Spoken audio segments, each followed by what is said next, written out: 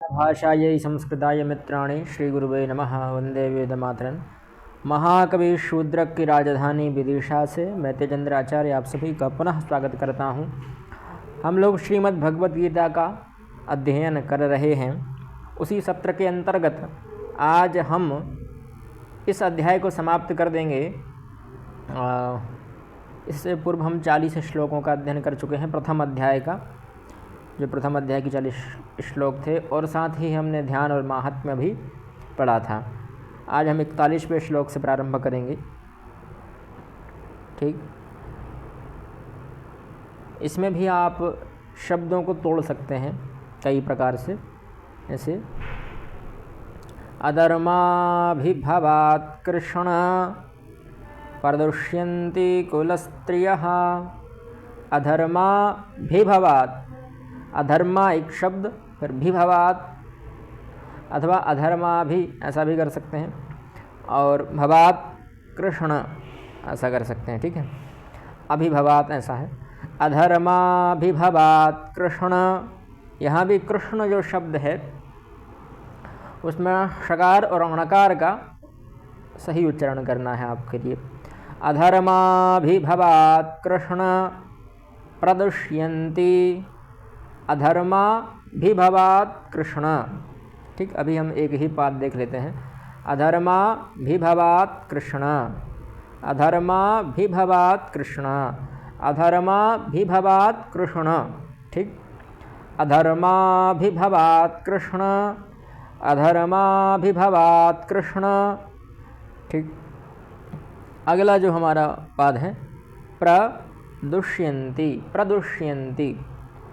ये अलग क्यों करना है? क्योंकि आप साथ में पढ़ेंगे तो हो सकता है आप प्रदुष्यन्ति कर दें, तो प्रदुष्यन्ति ना हो, उसके स्थान पर प्रदुष्यन्ति ही रहे, इसलिए प्रदुष्यन्ति।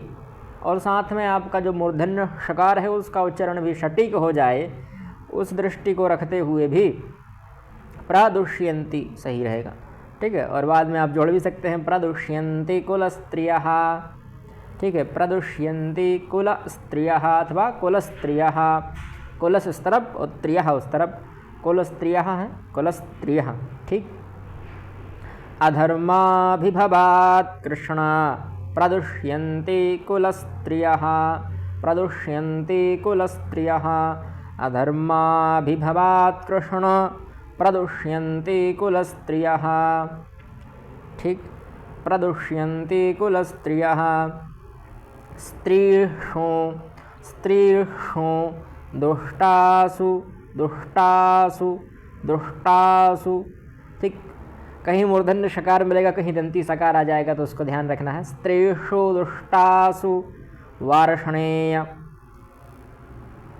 ठीक, ये वृषणवंशी थे भगवान श्री कृष्ण, इसलिए इनको वार्ष्णेय कहा गया। नहीं, यहाँ वार्ष्णेय वृषणवंशी थे भगवान श्री कृष्ण का, वृषणवंश में जन्म हुआ था।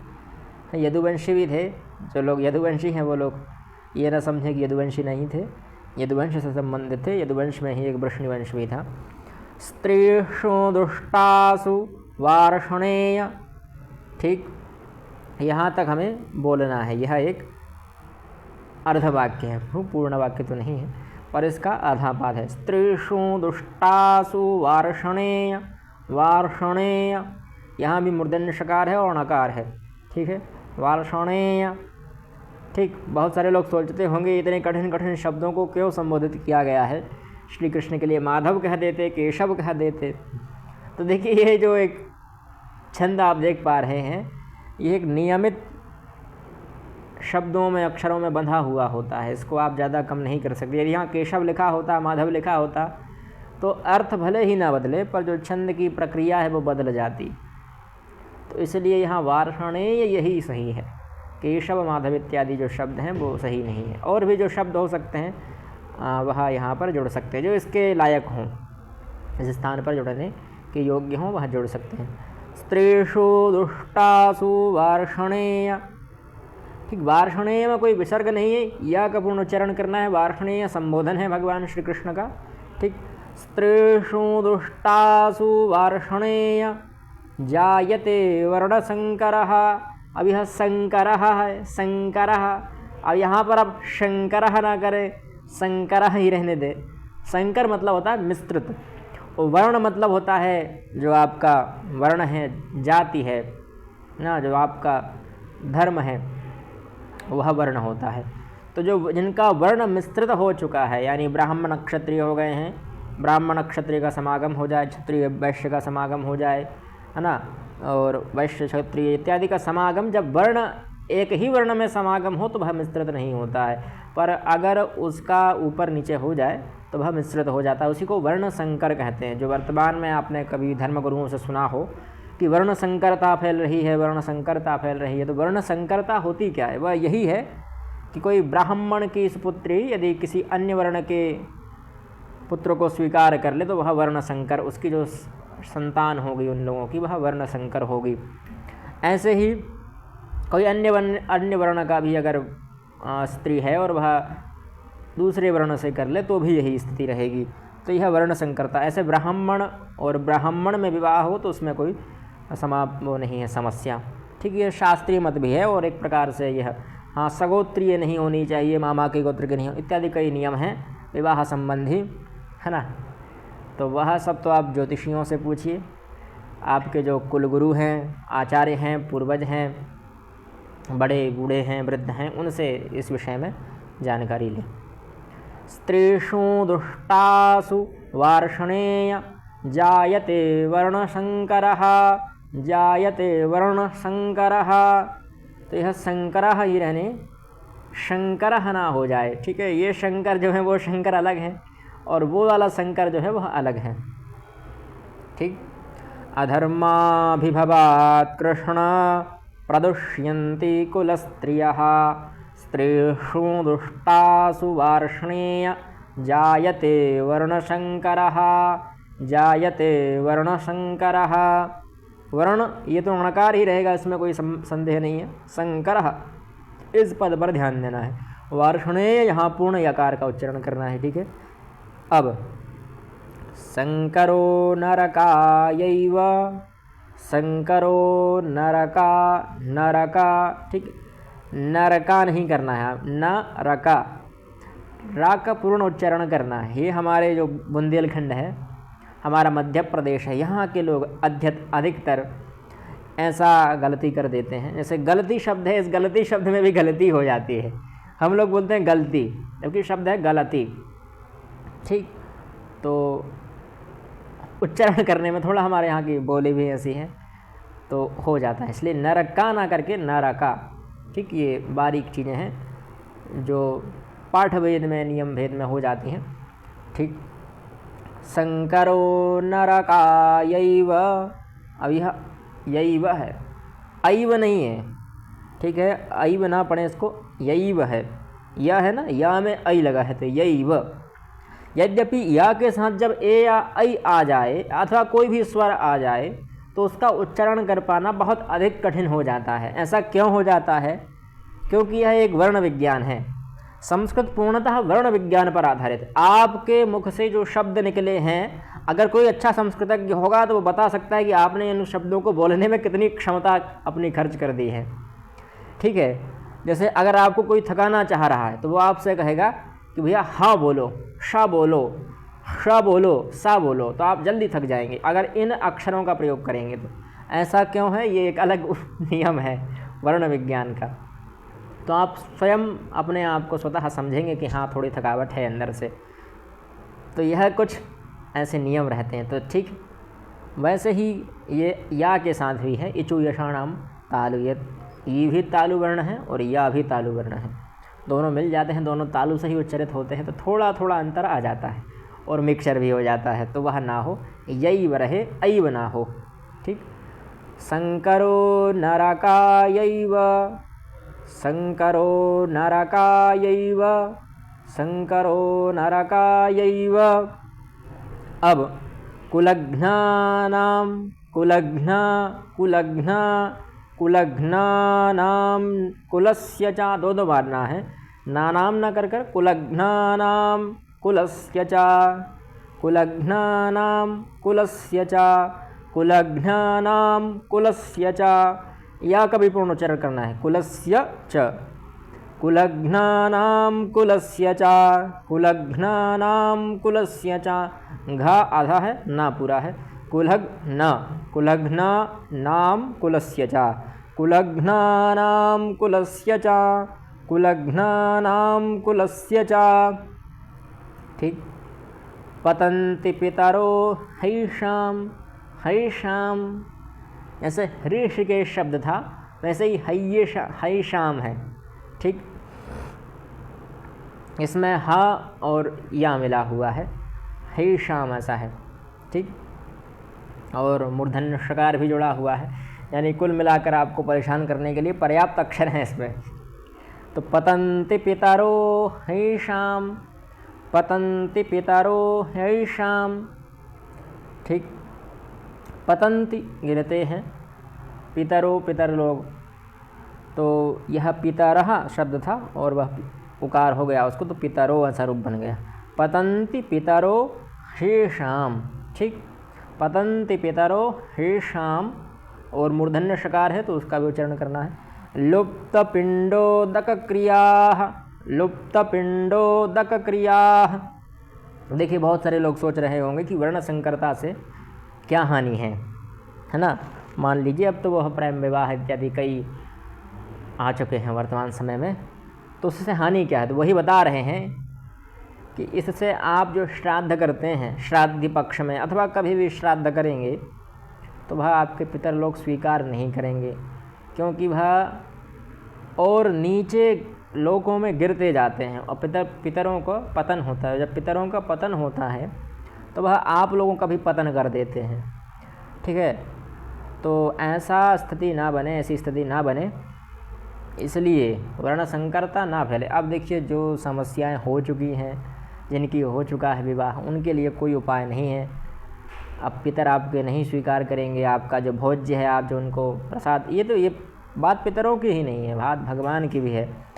भगवान भी बड़ी, खैर भगवान तो भक्तवत्सल हैं, स्वीकार कर लें तो अच्छी बात है, पर पितर उतने भक्तवत्सल नहीं होते हैं, तो उनको बहुत समस्या आ जाएगी। तो ऐसी स्थितियां ना बने। जो लोग जानते हैं, समझते हैं, उसके बावजूद यह कार्य कर रहे हैं, तो उन लोगों के लिए तो और विशेष है। जो नहीं जानते हैं, अज्ञानतावश हो चुका है, तो उसके लिए कोई अधिक पाप नहीं है। पाप तो सबका है, पर उतना अधिक गहरा पाप नहीं है। पतन्ति पितरो हैषां लुप्तपिंडोदक क्रियाः। ठीक। पतन्ति पितरो हैषां लुप्तपिंडोदक क्रियाः। जो आप पिंडदान इत्यादि कई क्रियाएं करते हैं, काशी में, मगध में, गया में ना, प्रयागराज में, हरिद्वार में, अपने पितरों के लिए, अथवा घर पर भी आप पितरों के लिए पानी दे रहे हैं, जल दे रहे हैं, श्राद्ध पक्ष में भोजन करवा रहे हैं ब्राह्मणों को, अथवा सामान्य भोज भी दे रहे हैं, तो भी यह आपके पितरों तक नहीं पहुंचेगा, उनका पुण्यवर्धन नहीं होगा। यद्यपि उनका और नीचे ही पतन होगा, पतंती होगा। पतन होगा तो क्या होगा, नीचे के लोकों में, अधोलोकों में गिरते जाएंगे, तो वह आप लोगों को भी श्राप देंगे, आप लोगों को भी परेशान करेंगे। यह एक वैज्ञानिक पद्धति भी है। ठीक है, कि जिस जो बेला से चल रहा है उसी के अंतर्गत रहे तो अच्छा है। अगर आप इधर उधर जाएंगे तो अलग हो जाएगा। और सगोत्रीय तो बिल्कुल भी नहीं होना चाहिए, ये तो बिल्कुल एक नियम मान लीजिए। अब तो जो हमारे वैज्ञानिक हैं उन्होंने भी स्वीकार कर लिया कि हाँ ये बात सही है कि एक सगोत्रीय ना हो। ठीक। पतन्ति पितरो हैषां लुप्तपिंडोदक क्रियाः। पूर्ण श्लोक इस प्रकार से है। संकरो नरकायैव कुलघ्नानां कुलस्य च पतन्ति पितरो हैषां लुप्तपिंडोदक क्रियाः। ठीक। दोषैरेतैः कुलघ्नानां, वही कुलघ्नानां फिर से आ गया है। वर्णसंकरकारकैः दोषैरेतैः कुलघ्नानां, दोषैरेतैः कुलघ्नानां, दोषैरेतैः कुलघ्नानां, दोषैरेतैः कुलघ्नानां वर्णसंकर वर्णसंकर कारकैः कारकैः कारकैः दोषैरेतैः कुलघ्नानां वर्णसंकरकारकैः। उतनी कठिन भी नहीं है संस्कृत, इतनी ही लोग समझते हैं। दोषै रेतैः कुलघ्नानां वर्णसंकरकारकैः वर्णसंकरकारकैः दोषैरेतैः कुलघ्नानां वर्णसंकरकारकैः उत्साद्यन्ते जातिधर्माः। ठीक, उत्साद्यन्ते अलग अलग कर लीजिए, उत्साह इस तरफ, द्यन्ते इस तरफ। उत्साद्यन्ते जातिधर्माः उत्साद्यन्ते जातिधर्माः कुलधर्माश्च शाश्वताः उत्साद्यन्ते जातिधर्माः कुलधर्माश्च शाश्वताः। ठीक, पूर्ण श्लोक इस प्रकार है। दोषैरेतैः कुलघ्नानां वर्णसंकरकारकैः उत्साद्यन्ते जातिधर्माः कुलधर्माश्च शाश्वताः। ठीक, और भी उसकी हानि बता रहे हैं कि जो वर्णसंकर दोषों से हो गए हैं उनकी कुलघातियों, सनातन कुल धर्म और जाति धर्म सब नष्ट हो जाते हैं। ठीक, उत्सन्न कुलधर्माणां मनुष्याणां जनार्दन नरके नियतं वासो भवतीत्यनुशुश्रुम। उत्सन्न कुलधर्माणाम, उत्सन्न यहाँ दो बार ना है तो उत्सन्न कुलधर्माणाम, नाम, ठीक, ना नहीं है, नाम। उत्सन्न कुलधर्माणाम मनुष्याणाम उत्सन्न कुलधर्माणाम उत्सन्न कुलधर्माणाम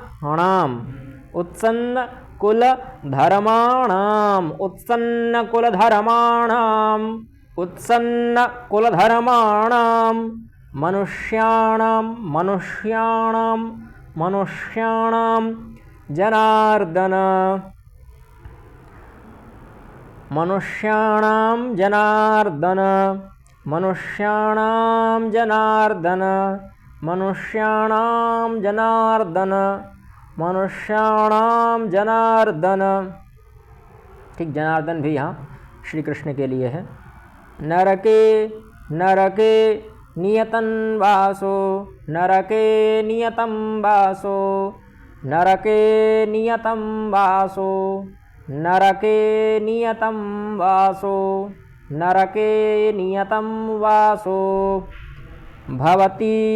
भवतीत्यनुशुश्रुम। ठीक, भवतीत्यनुशुश्रुम।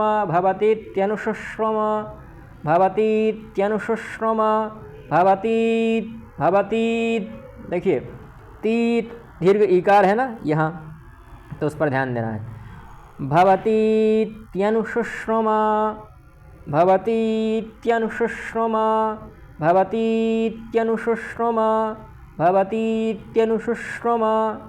शुश्रुम। यहाँ यह शु देखने में तो ह्रस्व है, छंद के लिए तो वह दीर्घ हो जाएगा छंद के नियम अनुसार, पर देखने में छोटा ऊ लगा है तो छोटे ऊ का ही प्रयोग करें। ठीक, भवतीत्यनुशुश्रुम। ठीक, नरके नियतं वासो भवतीत्यनुशुश्रुम। उत्सन्न कुलधर्माणां मनुष्याणां जनार्दन नरके नियतं वासो भवतीत्यनुशुश्रुम।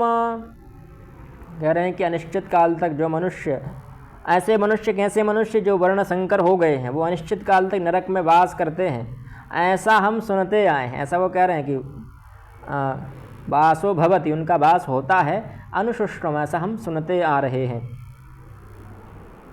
ठीक। अहोवत महत्पापम, अहोवत महत्पापम, अहोवत महत्पापम, अहोवत महत्पापम, अहोवत महत्पापम। यहाँ ता पूर्ण है और यहाँ ता हलंत वाला है। ठीक। अहोवत महत्पापम, अहोवत महत्पापम, कर्तुं व्यवसिता वयं, कर्तुं व्यवसिता वयं, कर्तुं व्यवसिता वयं, कर्तुं व्यवसिता वयं, कर्तुं व्यवसिता वयं, अहोवत महत्पापं कर्तुं व्यवसिता वयं।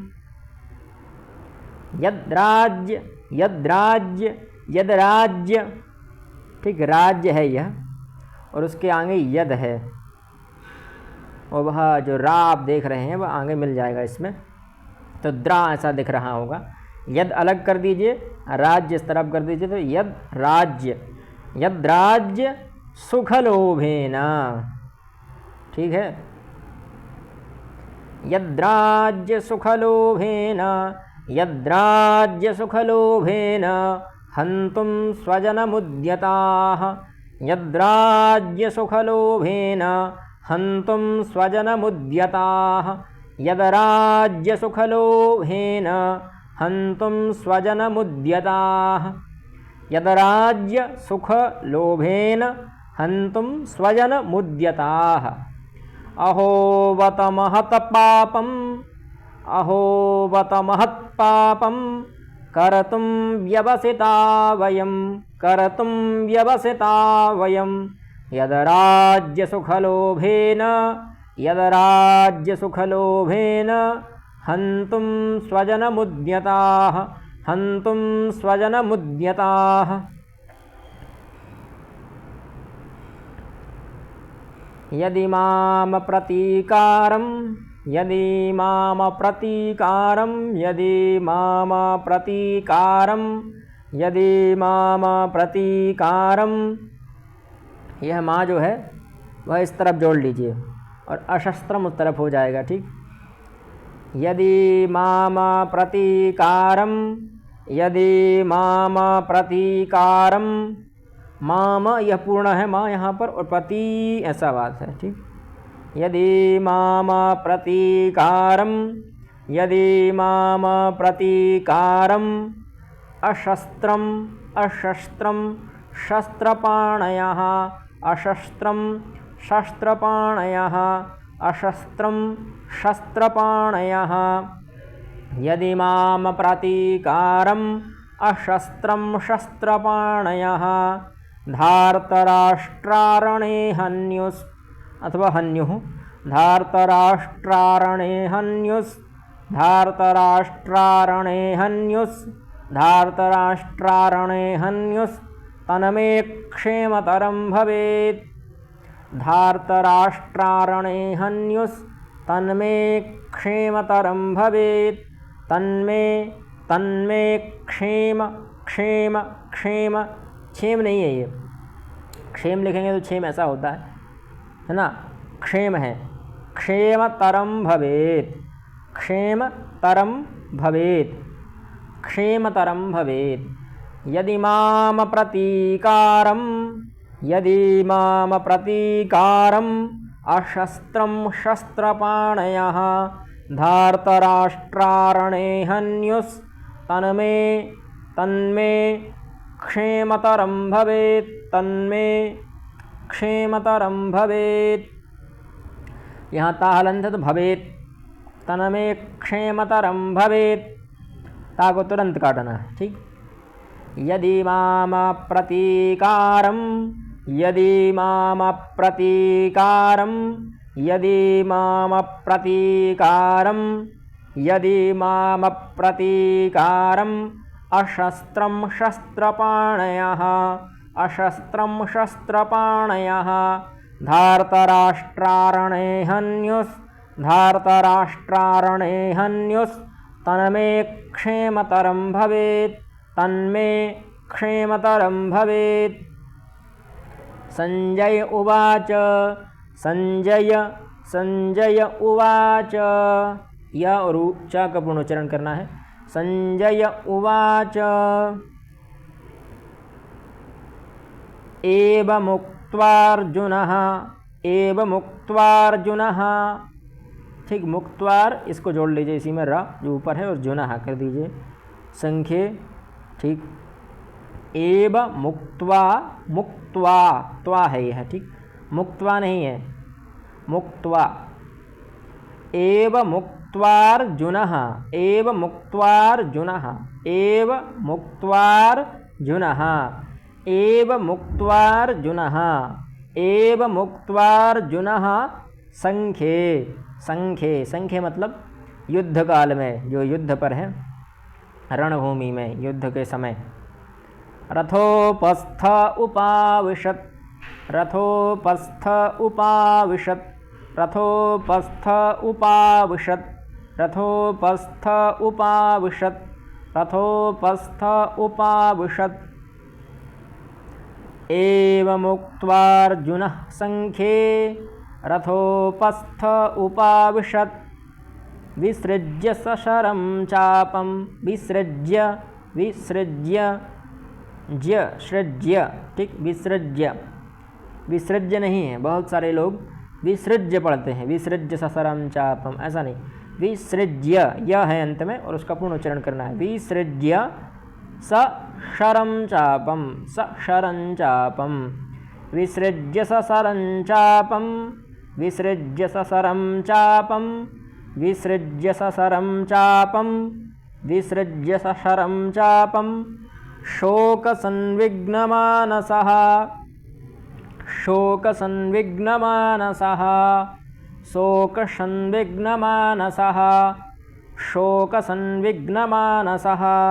पूर्ण श्लोक देख लेते हैं। एवमुक्त्वार्जुनः संख्ये रथोपस्थ उपाविशत् विसृज्य सशरं चापं शोकसंविघ्नमानसः। एवमुक्त्वार्जुनः संख्ये रथोपस्थ उपाविशत् विसृज्य सशरं चापं शोकसंविघ्नमानसः। एवमुक्त्वार्जुनः संख्ये रथोपस्थ उपाविशत् विसृज्य सशरं चापं शोकसंविघ्नमानसः। एवमुक्त्वार्जुनः संख्ये रथोपस्थ उपाविशत् विसृज्य सशरं चापं शोकसंविघ्नमानसः। अब ओम, अगर आप ओम के उत्तराधिकारी हैं, ओम के योग्य हैं, तो ओम का उच्चारण कर सकते हैं, वैसे बिना ओम के भी पढ़ सकते हैं। तत्सदिति, ठीक, तत् अलग कर दीजिए, सदिति अलग कर दीजिए, तत्सदिति है ना, तत्सदिति, तत्सत इति ऐसा है। ओम तत्सदिति श्रीमद्भगवद्गीतासु, ठीक, श्रीमद्भगवद्गीतासु, अच्छा कुछ और हो रहा है इसमें, भगवद्गीतासु, ठीक, भगवद्गीतासु, आगे उपनिषत्सु था, दोनों मिल गए, दीर्घ संधि हो गई, तो आप चाहें तो दीर्घ संधि अलग भी कर सकते हैं, श्रीमद्भगवद्गीतासु, और उपनिषद यहाँ ऊ जोड़ दीजिए, उपनिषत्सु, ऐसा भी, उपनिषत्सु ऐसा भी हो सकता है, अथवा श्रीमद्भगवद्गीतासु उपनिषत्सु, श्रीमद्भगवद्गीतासूपनिषत्सु ऐसा भी पढ़ सकते हैं, सुपनिषत्सु, अथवा श्रीमद्भगवद्गीतासु उपनिषत्सु। ब्रह्म विद्यायां ओम तत्सद इति श्रीमद्भगवद्गीतासु उपनिषत्सु ब्रह्म विद्यायां योगशास्त्रे, ठीक, योगशास्त्रे श्रीकृष्णार्जुन श्रीकृष्णार्जुन संवादे, श्रीकृष्णार्जुन संवादे। ठीक। ओम तत्सदिति श्रीमद्भगवद्गीतासु उपनिषत्सु, श्रीमद्भगवद्गीतासु उपनिषत्सु अथवा श्रीमद्भगवद्गीतासु उपनिषत्सु ब्रह्म विद्यायां योगशास्त्रे श्रीकृष्णार्जुन संवादेर्जुन विषाद योगो नाम अथवा संवादे अर्जुन विषाद योगो नाम, जो आपको सूटेबल लगे, उचित लगे, वो आप बोल सकते हैं। श्री कृष्णार्जुन संवादे अर्जुन विषाद योगो नाम ऐसा भी बोल सकते हैं, अथवा श्री कृष्णार्जुन संवादे अर्जुन विषाद योगो नाम। ठीक, जो आपको उचित लगे, है ना। आपको बोलने में सही होना चाहिए, बस उच्चारण सही होना चाहिए। संधि के कुछ नियम हम तोड़ सकते हैं। ठीक। श्री कृष्णार्जुन संवादेर्जुन विषाद योगो अथवा श्री कृष्ण अर्जुन संवादे श्री कृष्णार्जुन संवादे अर्जुन विषाद योगो, अर्जुन विषाद योगो। इस जो अध्याय है, यह जो अध्याय है, इस अध्याय का नाम है अर्जुन विषाद।